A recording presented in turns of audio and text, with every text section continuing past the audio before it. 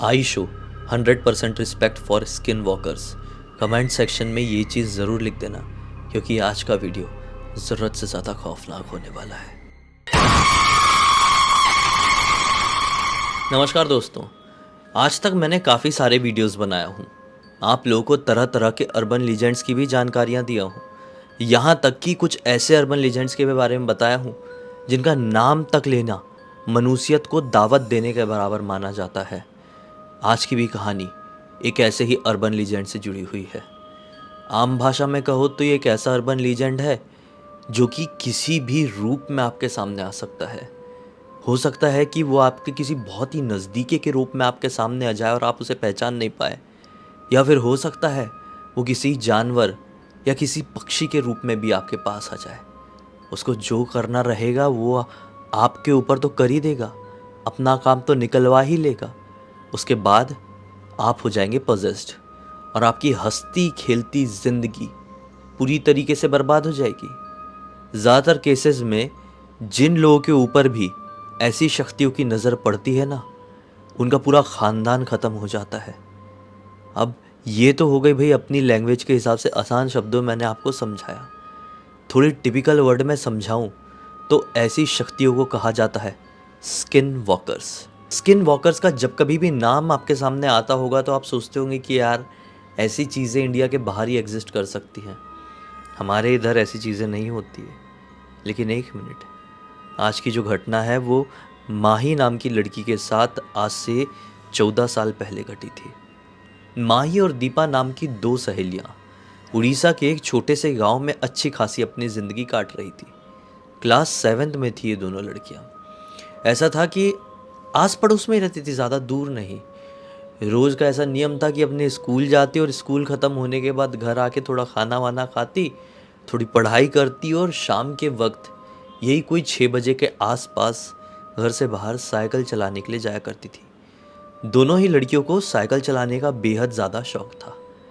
ऐसी ही एक दिन की बात है, माही और दीपा आज साइकिल चलाते चलाते बहुत आगे निकल गई। आगे मतलब अपने गांव से ही बाहर। गांव से थोड़ी आगे की तरफ गई है तो उन लोगों को दिखाई दिया कि थोड़ी आगे बहुत सारे लोग भीड़ लगाकर खड़े हुए हैं। अब बचपन में ऐसी चीज़ों को देख के बहुत ज़्यादा एक्साइटमेंट हो जाता है। ये दोनों लड़कियों ने अपनी साइकिल की रफ्तार बढ़ाई और भगाते भगाते उस भीड़ के पास पहुंच गई। जैसे भीड़ के नज़दीक पहुंची तो क्या पाई, वो पूरी पूरी भीड़ एक आदमी को घेर के रखी हुई है और वो आदमी बड़े अजीब व गरीब तरीके से बहुत ज़ोर ज़ोर से चिल्ला रहा है। दोनों बच्चियां शॉक्ड अपनी साइकिल खड़ी करी और भीड़ को साइड अंकल साइड दीदी करते हुए आगे की तरफ पहुंच गई। क्या पाई कि उस भीड़ के बीचों बीच एक 35-40 साल का आदमी बैठा हुआ है। उसी गोद में एक लड़का है जिसकी सांसें रुक गई है, जुबान बाहर है, आंखें पलटी हुई है। क्लियर देख के समझ में आ गया था कि उसकी गोद में जो लड़का है वो मर चुका है। वो आदमी चीख रहा था, लेकिन नॉर्मल वे में नहीं, अपने बेटे की मृत्यु के गम में नहीं, बल्कि कुछ इस तरह से चीख रहा था जैसे कि वो पोजेस्ड हो गया हो, बहुत वियर्ड तरीके से। अब उसके इस वियर्ड हरकत को देख के दोनों बच्चियां थी, दोनों ने एक दूसरे को इशारा करके हंस दी। जैसे ये दोनों बच्चियों ने हंसी है ना उस आदमी को देख के एक दूसरे को इशारा करके, वो आदमी अचानक से अपना चीखना चिल्लाना बंद किया और इन्हें घूर घूर कर देखने लगा। इतने खतरनाक तरीके से घूर रहा था जिसकी कोई लिमिट नहीं। आंखें ऐसी फाड़ के रखा था कि जैसे मौका मिल जाए वो इनको खा जाएगा, कच्चा चबा जाएगा। लेकिन जैसे ये दोनों बच्चियों ने नोटिस करी कि वो आदमी हमको बहुत गंदी तरीके से घूर रहा है, ये दोनों ने अचानक से अपना हंसना बंद कर दी। मतलब ये इंस्टेंस में वो मतलब तुरंत हुआ, ऐसे चुटकी चुटकी में हुआ है। बताता तो हूँ तो स्लो लगता होगा ना, लेकिन ये फटाफट हुआ। हंसी देखी, चुप हो गई। अब अचानक से दीपा माही को बोलती है, माही एक काम करते हैं, यहाँ से चलते हैं, यहाँ पे कुछ ठीक नहीं लग रहा है। माही भी बोलती है ठीक है चल चलते हैं। अब जैसे ही दोनों साइकिल चलाने के लिए अपनी साइकिल तक पहुंची है ना, क्या पाई कि दोनों की साइकिल की चेन उतरी हुई है। ये कैसे पॉसिबल हो सकता है? दोनों की साइकिल की चेन प्रॉपर थी, नॉर्मल थी। जब तक यहाँ पर आए थे इन लोगों ने अपनी साइकिल खड़ी किए थे, अभी साइकिल की चेन उतरी हुई थी। अब साइकिल की चेन कोई कैसे उतार लेगा? सब लोग तो यहाँ पर व्यस्त थे, इस आदमी को देख रहे थे। ये दोनों घबरा गई थी क्योंकि वो आदमी ने वापस से चिल्लाना शुरू कर दिया था। दोनों ने बोली चल साइकिल को ऐसे ही खींचते हुए अपन निकलते हैं यहाँ से। दोनों अपनी साइकिल को पकड़ी और दौड़ने लगी साइकिल को ऐसा पकड़ के। थोड़ी देर बाद वो घर पर पहुंची, लेकिन जब तक वो घर पर पहुंची अंधेरा हो चुका था। अब दोनों अपने अपने घर पे, ठीक है। अभी बात करते हैं हम फिलहाल सिर्फ माही की। माही अपने घर पर आई, साइकिल खड़ी करी है। मम्मी मम्मी पानी दो, बहुत प्यास लगी हुई है। लेकिन मम्मी अपने बेडरूम में बैठ के कुछ तो भी कपड़ों का काम कर रही थी। कर रही होगी कुछ भी काम भाई। ने बोली कि जा तू अपने हाथ से ले ले। वो अंदर गई किचन में। अब जो किचन था ना इनका, कैसा था मैं आपको थोड़ा हुलिया बताता हूँ, इमेजिन करो।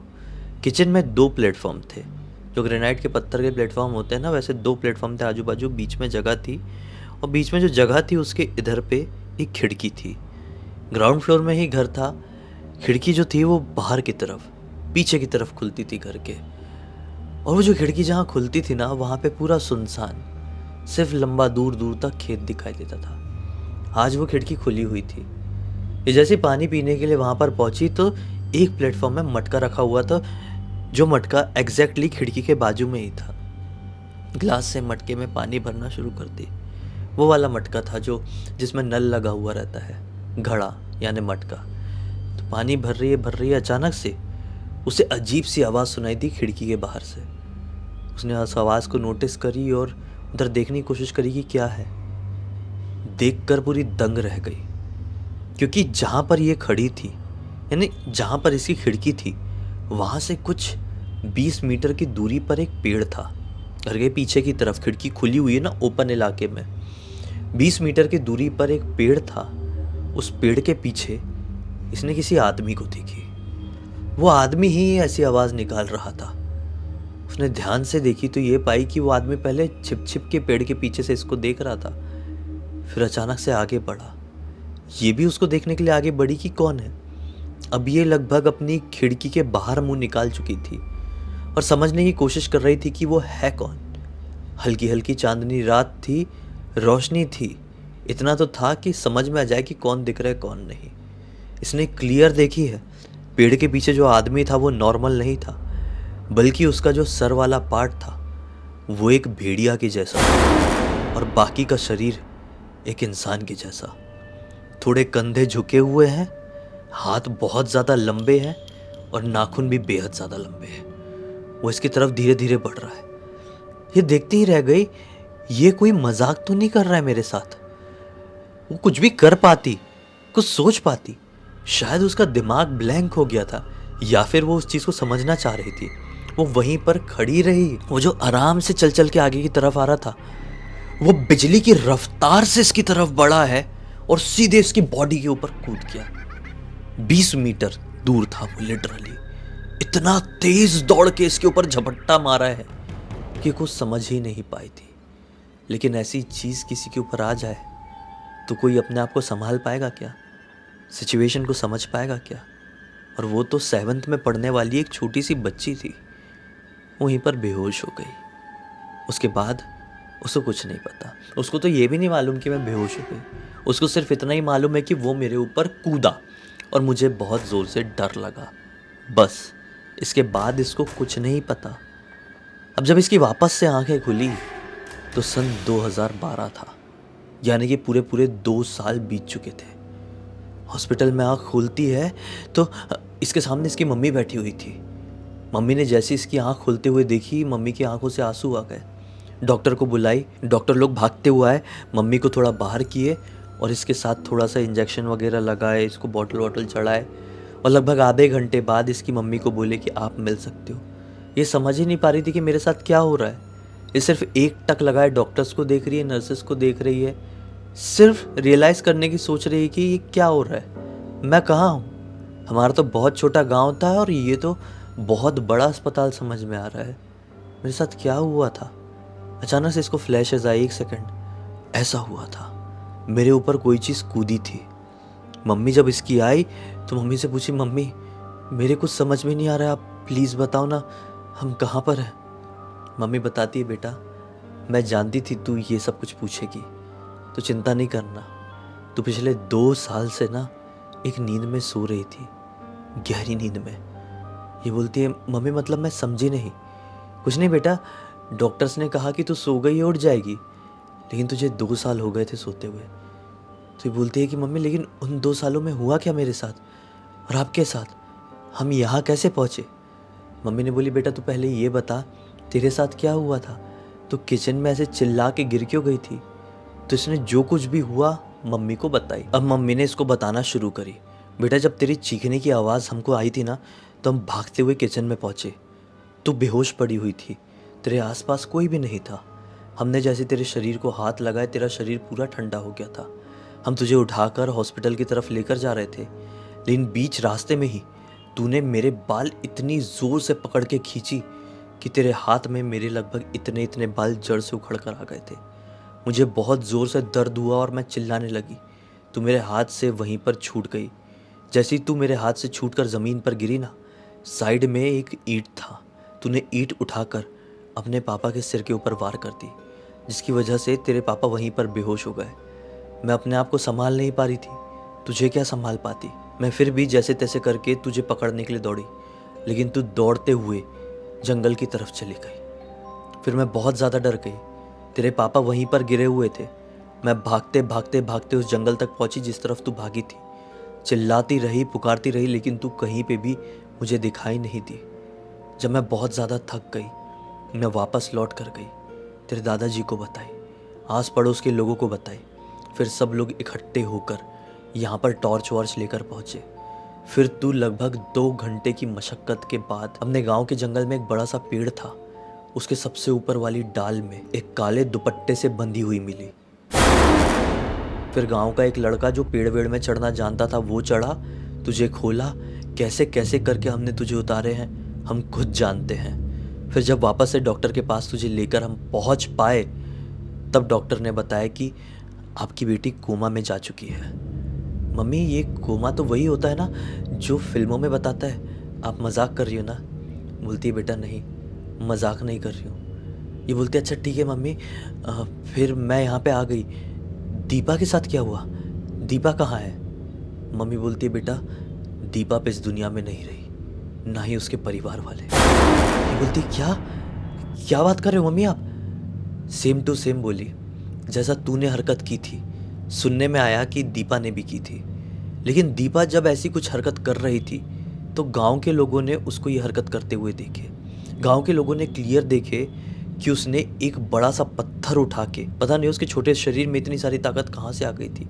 उसके मम्मी पापा भी जब उसे हॉस्पिटल लेकर जा रहे थे उसी शाम को, तो वो उनके गोदी से जैसे तैसे करके छुड़ा कर नीचे आई है, एक बड़ा सा पत्थर उठाकर अपनी माँ और अपने बाप के सर के ऊपर मारी है। वो ऑन द स्पॉट वहीं पर ख़त्म हो गए थे। वो बहुत तेज़ी से भागते हुए अपने गांव के बाहर वाले तालाब की तरफ चली गई। गांव के लोग जो देख रहे थे वो कुछ समझ ही नहीं पाए कि क्या हुआ, लेकिन जब रियलाइज़ किए कि गड़बड़ हो गई है, बच्ची भाग गई है, तो कुछ लोग उसके मम्मी पापा के पास रुके, कुछ लोग तालाब की तरफ दौड़े, लेकिन वो लेट हो चुके थे। वो तालाब में जा चुकी थी।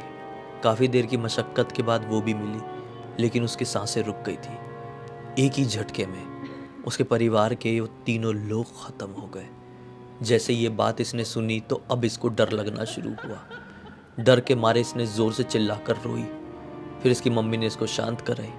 बोली, मम्मी हम कहाँ हैं? मम्मी ने बताई कि हम भुवनेश्वर में हैं, यहीं पर तेरा इलाज चल रहा है। जब तू यहाँ पर एडमिट थी, तुझे भुवनेश्वर में एडमिट कराने के बाद तेरे पापा और तेरे दादाजी सबसे पहले गांव के एक बड़े पंडित जी के पास गए, उनसे सारी बात की। पंडित जी समझ गए कि एक बड़ी अजीबो गरीब शक्ति है ये, जो कि किसी का भी रूप धारण कर सकती है। इसका वर्णन हमारे कई सारे पुराणों में है। इसकी उत्पत्ति आज से कई साल पहले हो गई थी। उसकी नज़र आपके परिवार के ऊपर पड़ गई है। फिर अपने घर पे बेटा एक महादेव की बहुत बड़ी आराधना हुई।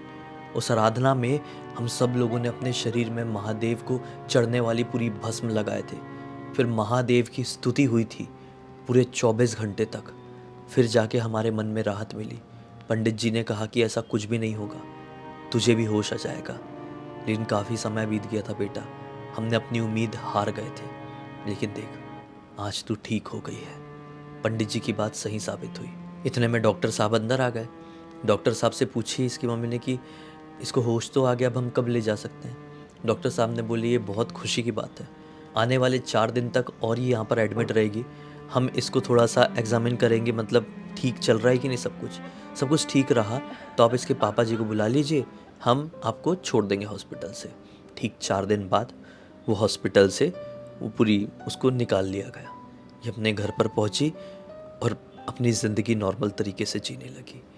इस घटना को लगभग आज 12 साल बीत गए हैं, लेकिन आज भी जब कभी भी वो अपनी आंखें बंद करती है ना तो कुछ सेकंड के लिए डर जाती है, कहीं ऐसा लगता है वही शक्ति इसके सामने ना आ जाए। अब इन्होंने अपने घर के पीछे जो किचन था ना उसमें भी ऐसी दीवार लगवा दी है, मतलब अब वो खिड़की है ही नहीं। अब पीछे उतना खाली खेत भी नहीं है, वहाँ पे कुछ लोगों ने ज़मीन में घर वर बनवा लिए हैं तो अब उतना सुनसान भी नहीं है, लेकिन अभी भी वो अकेले जाने की कहीं भी बाहर हिम्मत नहीं कर पाती है। इस पूरी घटना की जानकारी किसी और ने नहीं बल्कि माँ ही ने ही मुझे इंस्टाग्राम पर लिख कर भेजी है। अब तक इस वीडियो को देख लिए हैं तो लाइक ज़रूर कर देना, चैनल को सब्सक्राइब करके बेल आइकन दबा के ऑल के ऑप्शन में क्लिक करना। इंस्टाग्राम की लिंक इस वीडियो के डिस्क्रिप्शन बॉक्स में मिल जाएगी, डायरेक्टली वहाँ पर पहुँच जाना। और आपके पास भी इसी तरह की कोई भी कहानी, टॉपिक या जानकारी है तो लिख भेजना, हो सकता है मेरा अगला वीडियो कल आपके हिसाब से ही बन रहा हो। तो चलिए कल फिर से मिलते हैं, तब तक के लिए बहुत बहुत धन्यवाद। आपका दिन शुभ हो।